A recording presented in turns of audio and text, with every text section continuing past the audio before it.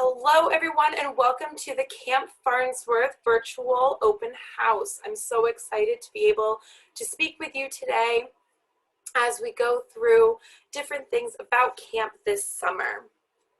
I just talked to you all about putting your questions in the Q&A. If you do have questions and you're listening to the recording after the fact, you can certainly email customer care at Girl Scouts GWM and we can answer those after the live viewing. Okay.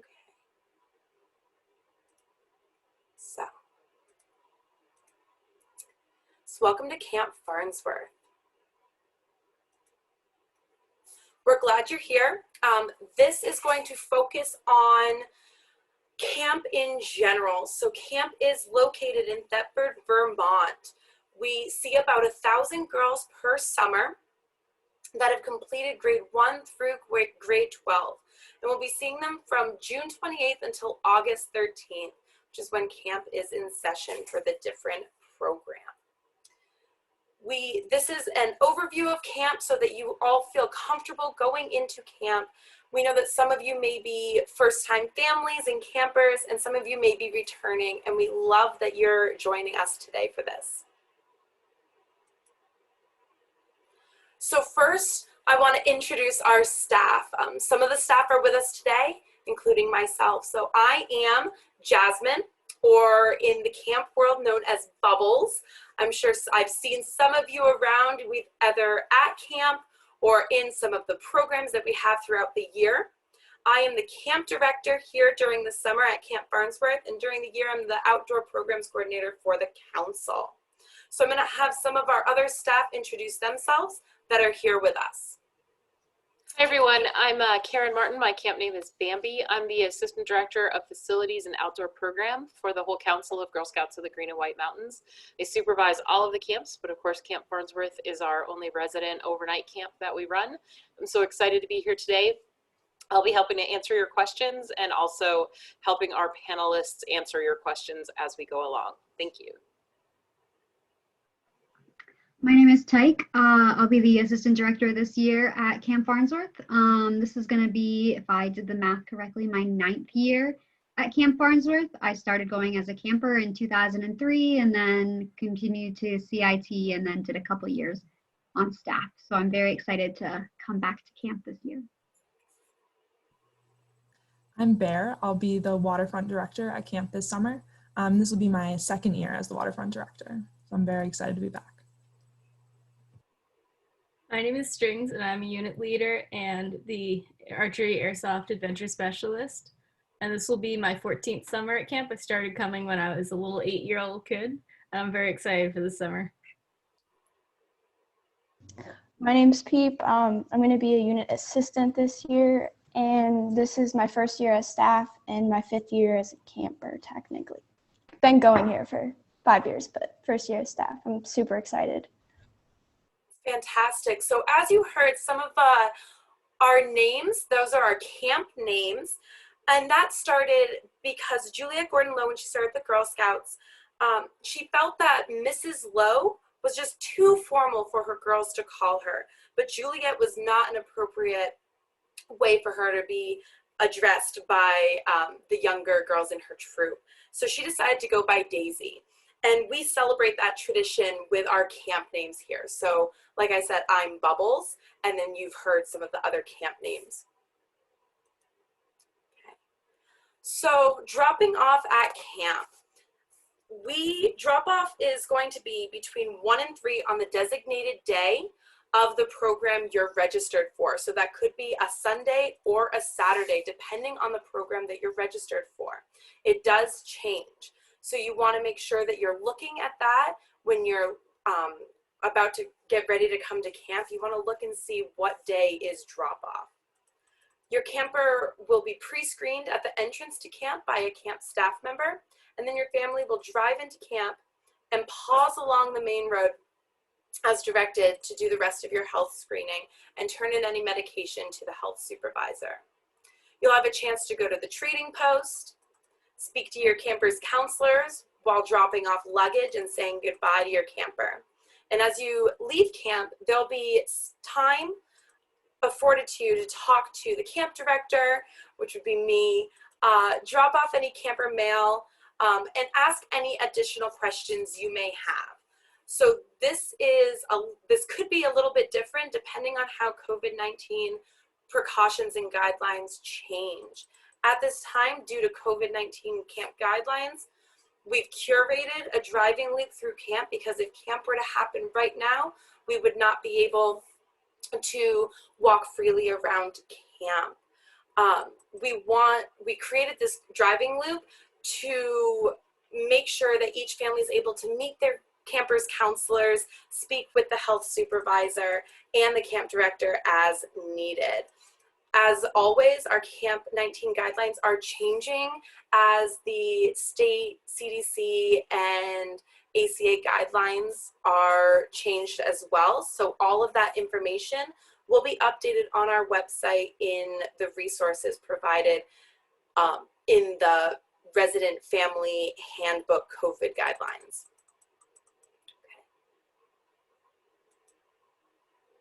So, talking about units. So these are the units that your campers will be living in throughout the summer.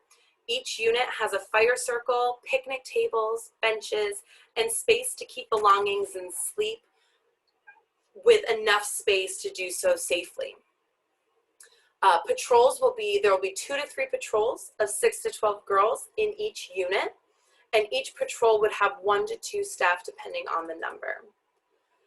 Patrols will be organized by session and age. If a camper has a friend they would like to share a patrol with, each camper should complete the buddy request that you'll find in the health forms that you can find online on our website or in the newsletters that you may have received. Campers will find out which unit they will be staying with in when they arrive to camp. So we are using our cabin units. We are not using our tent units this year to help with those ventilations. So we'll be using, as you see here, Tall Timbers, Wendigo, and Yolishon have cabins that look like this that sleep 4 to 5 girls at a time.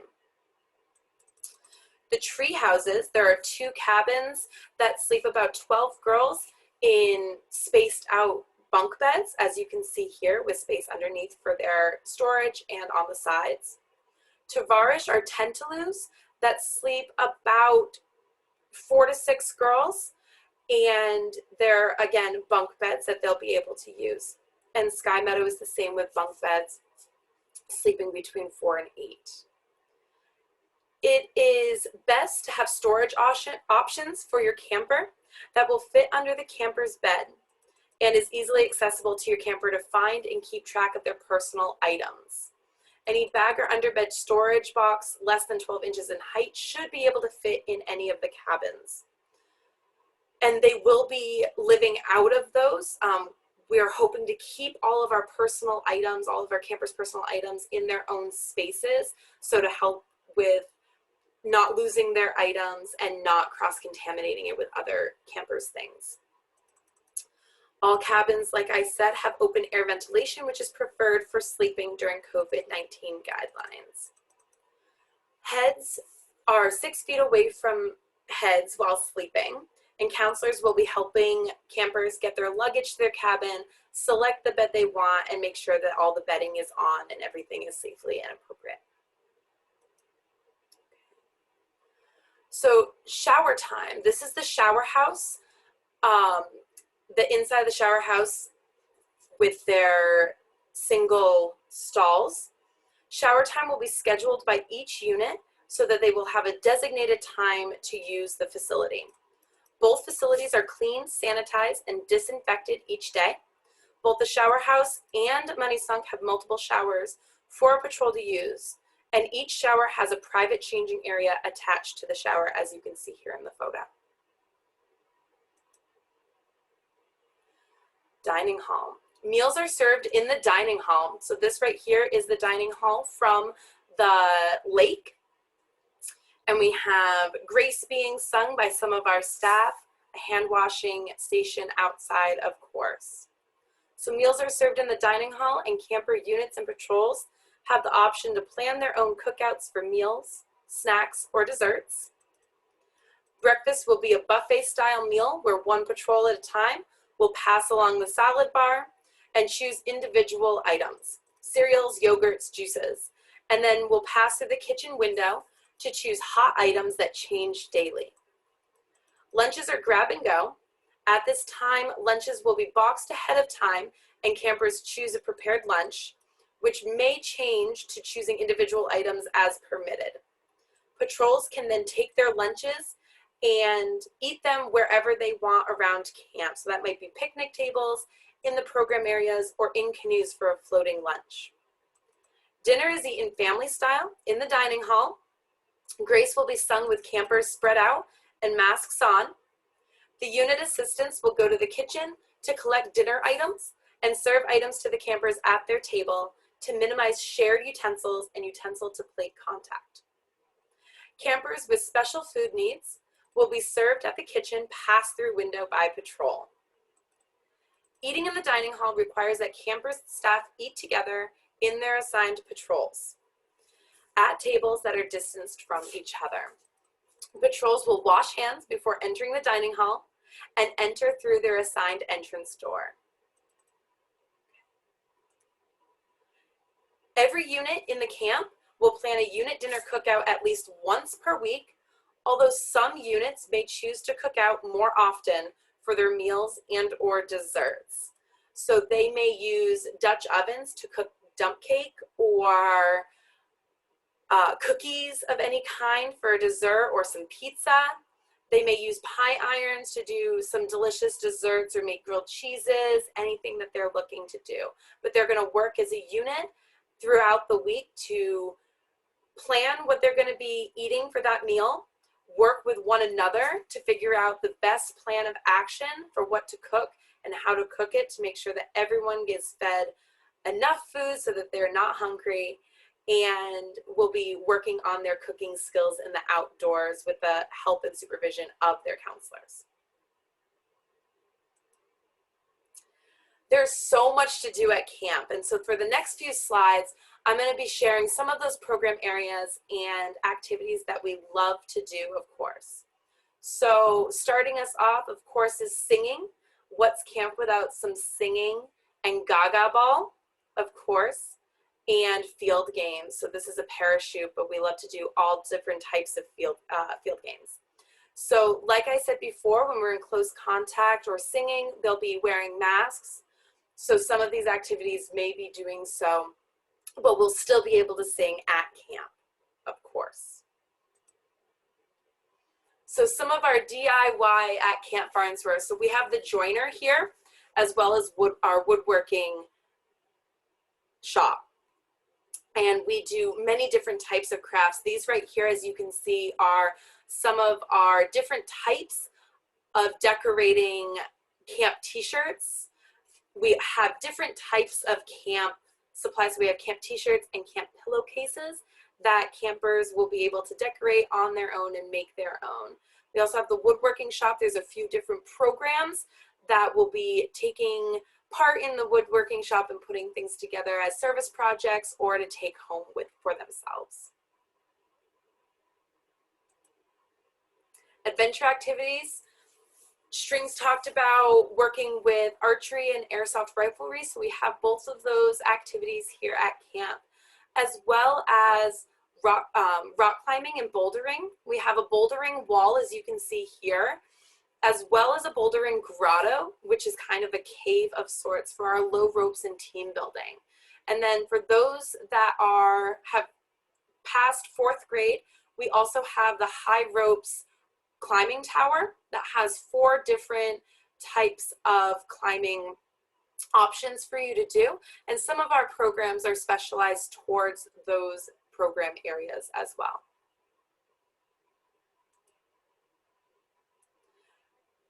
The waterfront is always a camper favorite. We have different things such as canoeing and stand-up paddleboarding as boating options to learn different skills in. We also make sure that our campers are being safe while they're on the water using buddy tags and life jackets appropriately. We also have our in-ground pool that's used a lot for fun swim and nighttime swimming, but we can also do those things in the lake as well, and campers enjoy doing that. Sleeping under the stars. So each unit will do a sleep out where they may hike to one of our primitive campsites and sleep in a hammock or tent, or stay closer to camp and sleep directly under the stars or in the barn for those that may be in a riding unit. So we have many different options. We have hammocks and tents here for campers to use on those trips. And girls will go out to Seven Gables, to our yurt site for primitive camping, or might just set up a hammock village for the night closer to camp as well. So our daily schedule, each day at camp changes depending on the day, depending on the activities, and what the girls in that unit have planned. A sample day at camp may look like this. And you can also find this in the family resident handbook. So 7 a.m. is usually a good time when units start waking up and getting dressed and ready for camp. There may be an optional early bird activity that the girls have decided to take part in. Sometimes it's swimming or canoeing or going on a hike to see the sunrise. So those are some options that they may take part in and choose. Flag ceremony is usually about 7:45 with breakfast beginning at 8. So breakfast is usually about 8 to 8:45 or so that our first program time can start at 9. So that's usually your specialty program time. That's going to be where you're going to do an activity that's based on the session that you're taking part in or the different theme for that week. That's usually about an hour and a half of time, and then we'll go into unit time and program areas. So your unit may choose to do their arts and craft at that time, or go to the hollow log and take part in a nature activity, or learn a camp craft skill and use jackknife skills for whittling or doing anything such as that. At noon is lunch with your unit, and I explained that earlier as a take and go lunch. And then you're gonna also, the units will have camper time, and this is when they'll be getting their mail and be able to just have some quiet time to relax after lunch. 1:15, we have another programming period where they may go canoeing or swimming or head over to the climbing tower. They may at 2:45 in the next slot be doing field games or gaga ball, or maybe it's a really warm day and they want to do water games on the field. At 4:15, we have camper choice activities where the girls will be able to choose an activity that maybe wasn't a part of their normal program schedule, but it's something that they really have a fun interest in doing. So they'll be able to take part in that. At 5:45, we have our closing flag ceremony, and we'll be doing dinner at 6. So about 6 to 6:45 or so is dinner. There may be, at 7 o'clock, there may be an all camp activity.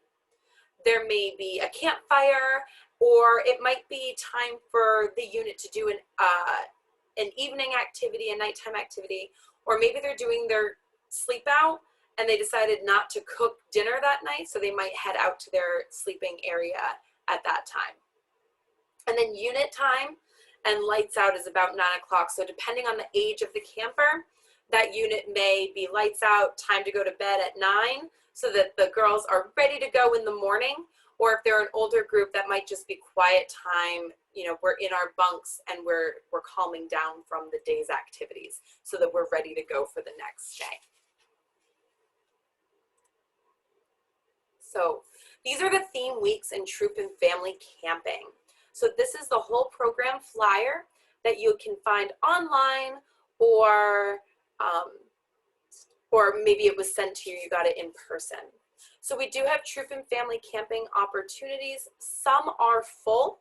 So if you are interested in taking part in those and haven't already checked in or registered for them, I would check on that. Again, some may be full for that. And our online resources. So make sure that you're completing your camper's health history form and your camper release, which can be found on the website, and I'll be putting into the chat as a link as well. You want to make sure that you're reading the Resident Camp Family Handbook and the Resident Camp COVID Guidelines, which can also be found on the website. And the COVID guidelines will be updated as needed as we're going into camp. And then again, if you have any further questions, you can always contact customer care and we'll answer those questions for you. Bubbles, there's some questions in the question and answer block. Can we go back to the daily schedule? I would love to. Daily schedule. Great. So the question that was asked is how much time is available for showering? And so I wanted to bring your attention to that sort of shower block. Every unit will schedule a time for showers, and usually they schedule an hour at a time. The picture that was of the shower house showed there are 13 showers in the main shower house, and then Money Sunk has almost as many. So if your unit has 24 girls and you have an hour to shower, you generally have plenty of time to go ahead and take your shower without having to rush through. Although we do encourage you to save water. So it's kind of a balance between using lots of water and getting a good long hot shower in there. The other question that I'm gonna pass over to you, Bubbles, is some of the girls are talking about they wake up before 7. So what can a camper do if she's awoken by the bright sunshine and birds calling before 7 a.m. when official wake up time happens? Yeah, so of course, you can always have quiet time in your bunk. So this is a good time. We don't want to wake up the rest of our cabin if at all possible, so everyone's getting the amount of sleep that they need. But you can have quiet time. You can have, bring a book with you if you're somebody that is usually an early riser, or you may want to write a letter home or read some of your mail that maybe you didn't get to the day before. So there's always things to do. We have activities that, if that's something that you find you are an early riser, you can talk to your counselors as well about what are they doing at that time. Sometimes counselors are awake earlier and maybe they're setting up a campfire or something like that. So you can always talk to them as well about those things. So we do encourage you to just, take your time getting up in the morning. If you need to use the restroom, get a buddy to use the restroom and head over there, any of those things.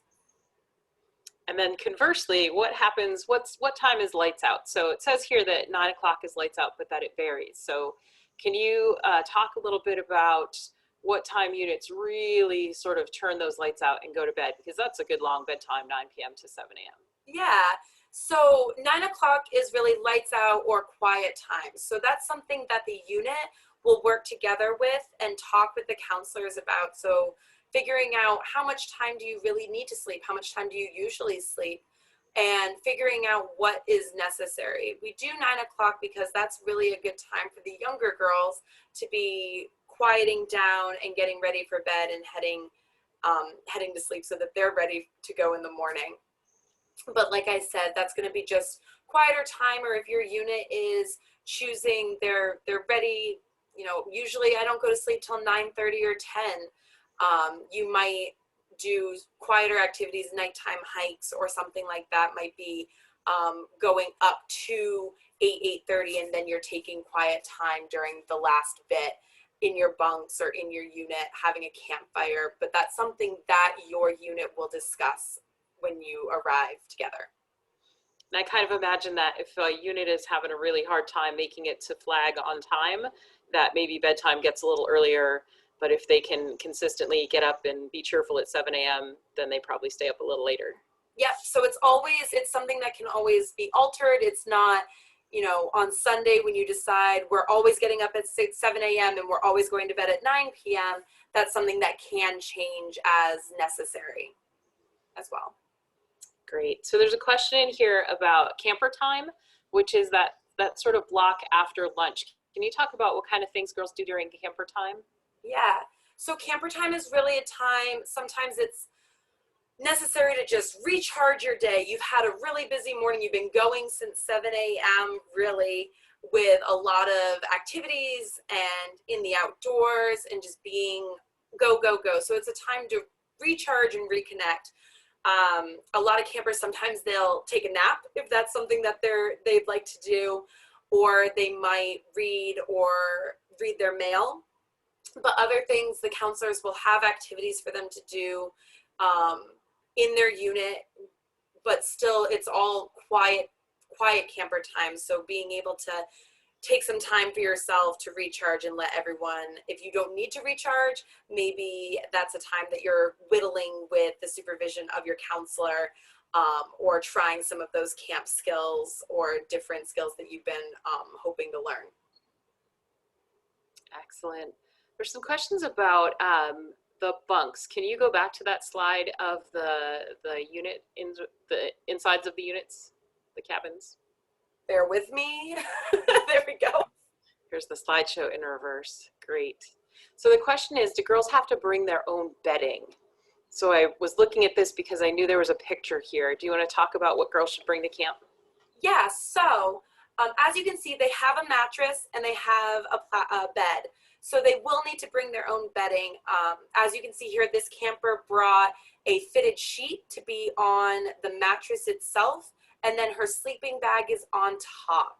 So that's something we suggest, bringing a fitted sheet so that you don't slide around with your sleeping bag. We found is sometimes fun.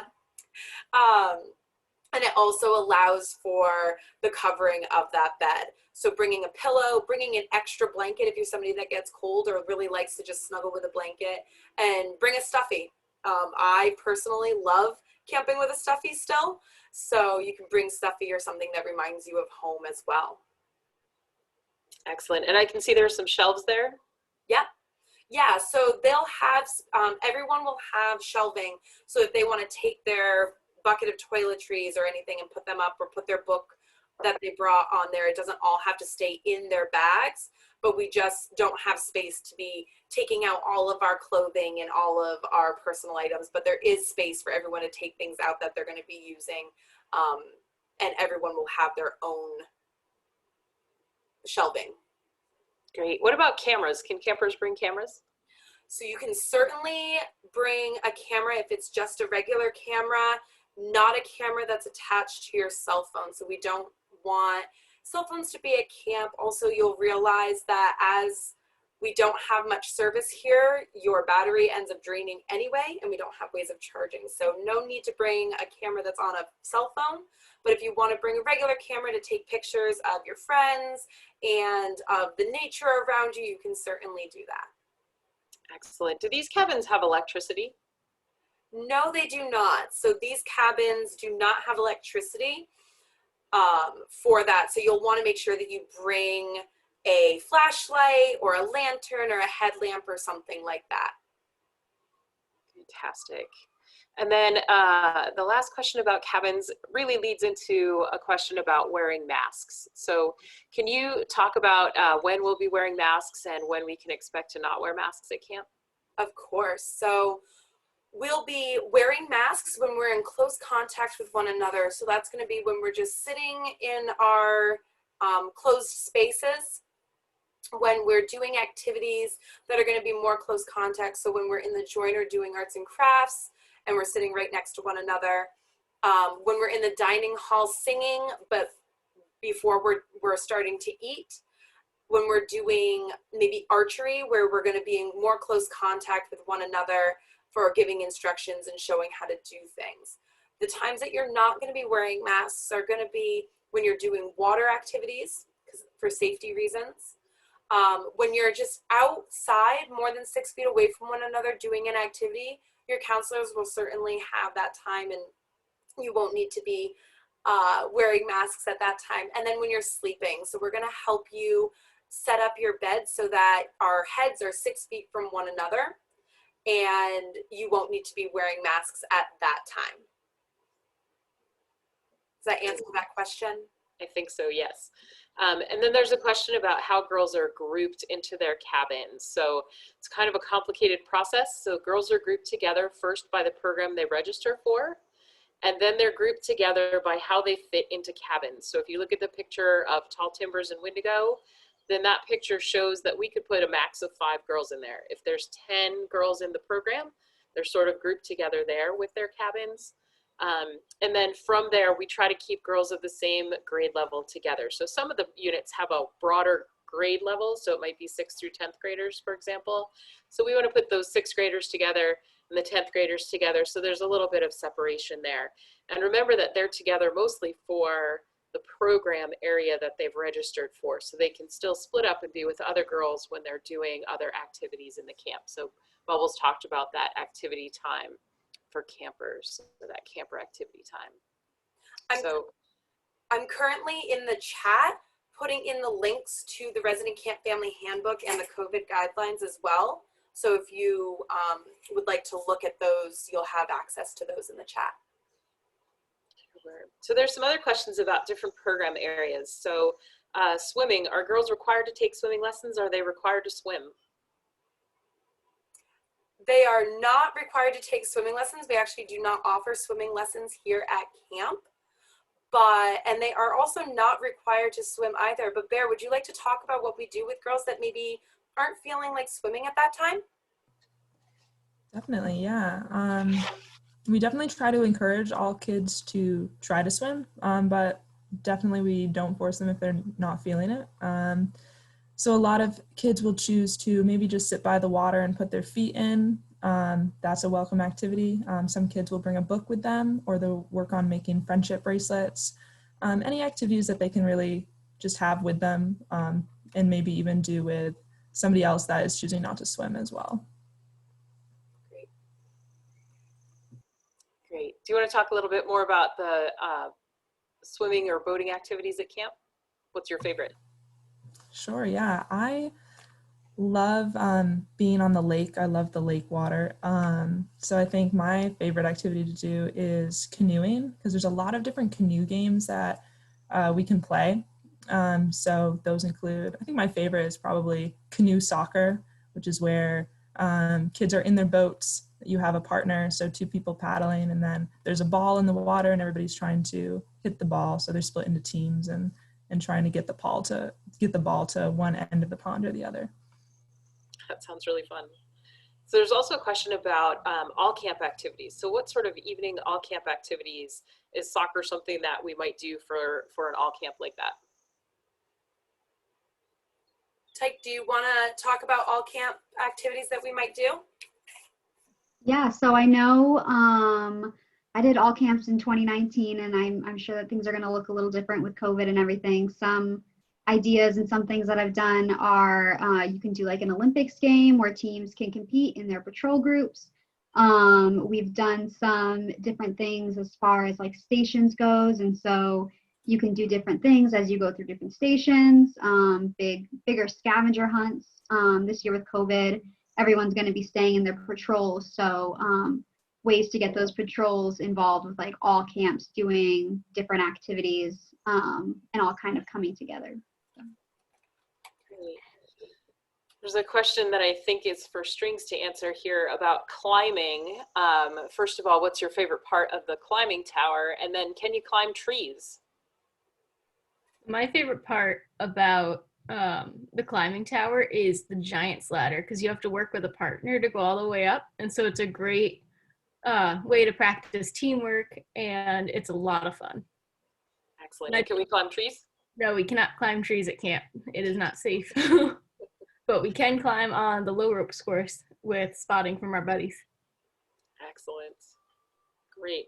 So there's a question in here about how we help our girls get to know each other and build that community in the unit. Does someone want to talk about that? I'm going to throw it to you, Bubbles, first. What was the question again? I apologize. How do we help our girls get to know each other when they're moving into camp? You know, a lot of girls come to camp without a buddy or a friend. And then how do we build that into a community at camp? Yeah, definitely. So as the girls are arriving to camp and they're joining their patrol, their counselors will be there to help facilitate conversations and facilitate how one another is connecting. So we might play games. We might get to know you if maybe you're the first one there, so the counselor is getting to know you. And then as other campers come in, we start helping you talk to one another. But my favorite part is name games and icebreakers. I love getting on a field with a group of girls and just running around and learning about different things. And that really starts that conversation.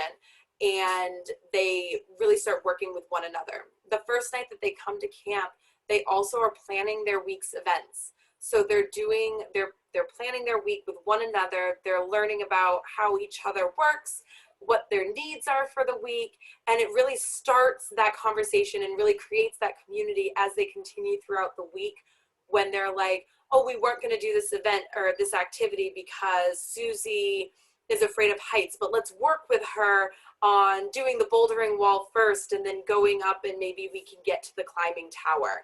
And so they work together because they realize that one another, they work off of each other's strengths and challenges. So it's a really great time, and the counselors really help facilitate that. Great.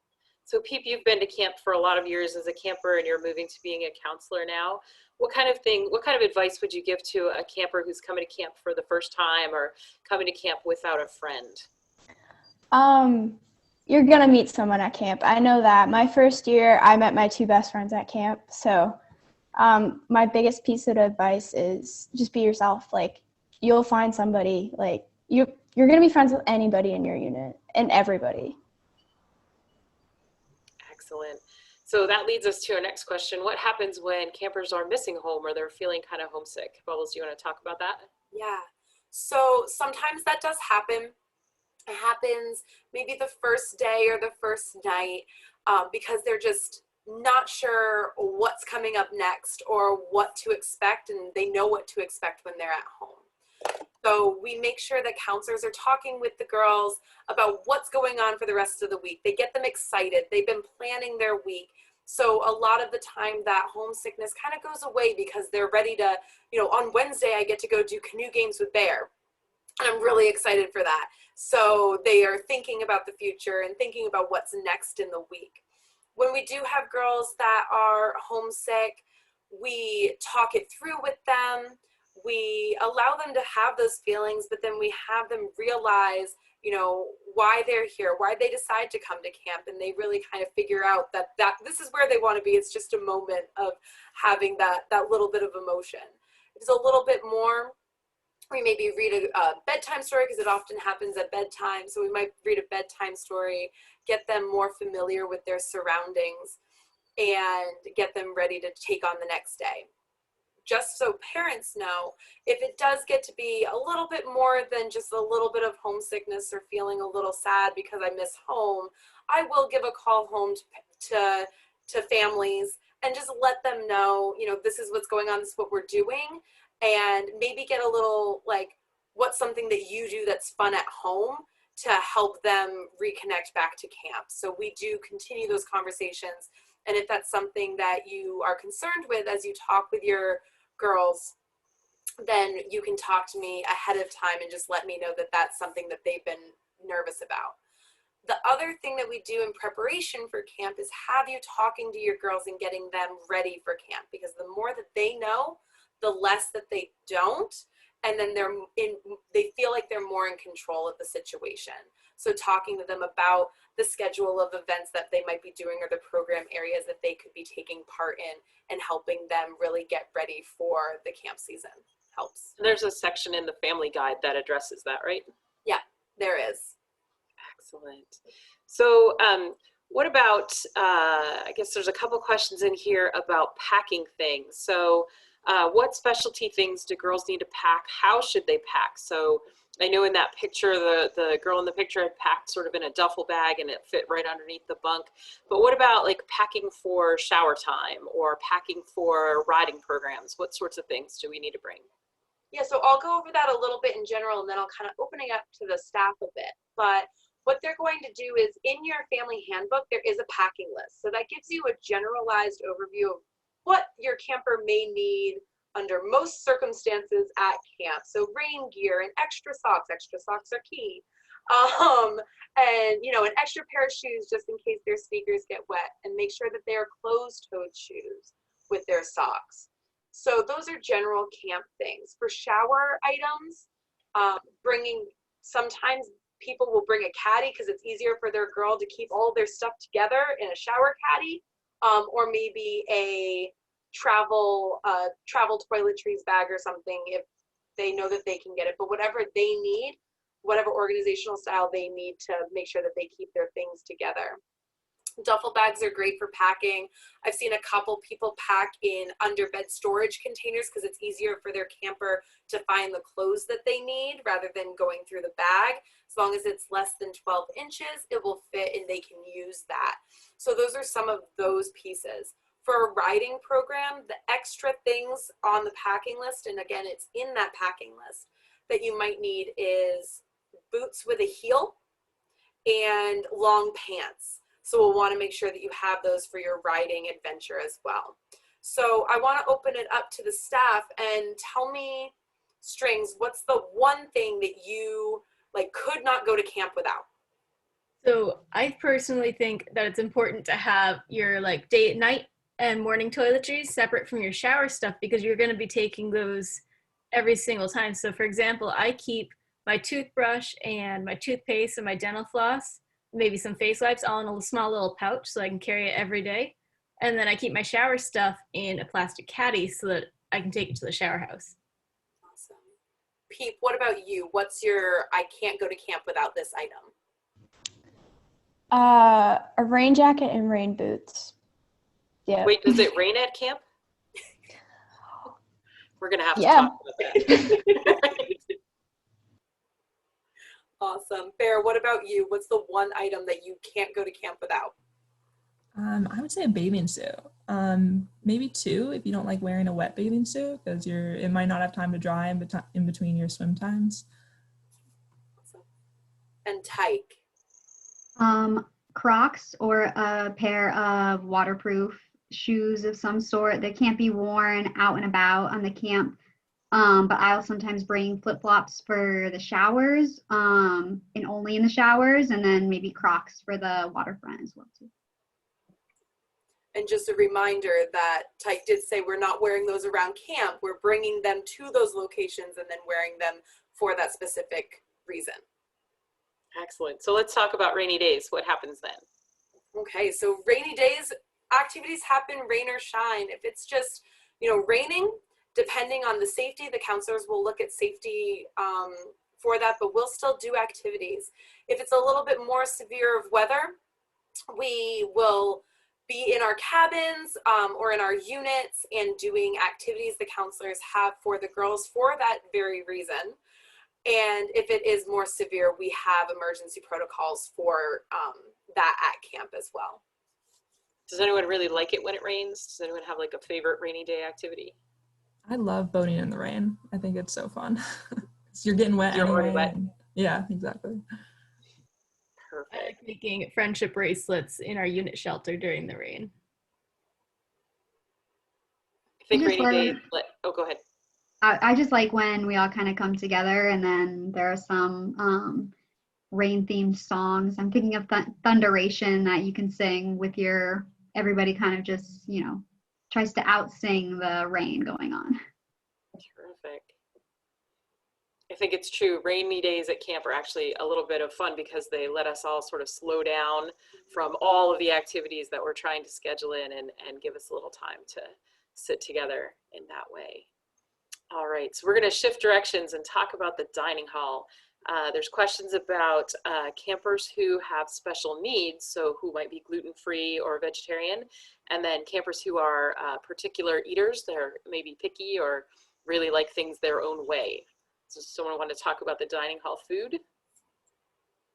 Yeah, so we have a lot of options here at the dining hall, which is really fantastic for those campers that might be picky or not sure of trying new things maybe. So we have a salad bar that has different options, not just salad, but different options on it to have in addition to the main meal or the hot meal that's happening as well. We also, for those that have allergies or food intolerances, the kitchen is really great about supporting those campers. They know who those campers are. They'll meet them that first night at dinner, and they'll remember them for the rest of the week just in case. They make sure that they are getting enough to eat depending on the meal that's happening, and those campers will go through the kitchen and get those specialty meals as needed throughout the week. for each meal. Great. Anything else about meals or dining hall that anyone wants to add? You all eat there all summer too.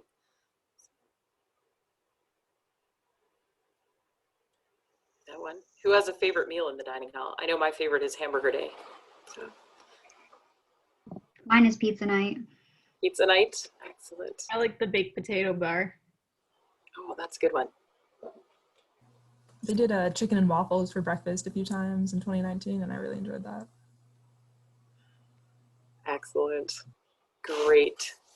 All right, so there's a few other questions about self-care at camp. So how do we make sure that girls are brushing their teeth? How do they acclimate to the different bathrooms? I know the shower house has flush bathrooms.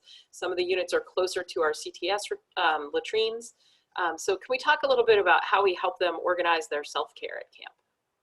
Yeah, so the counselors will help them figure out what they need to bring with them. They'll go as a group to the bathroom so that everyone's able to help each other, remind each other of different things, and really help one another out. There are, every bathroom does have a sink with running water and a mirror of some kind so that you can take care of any kind of needs that you have.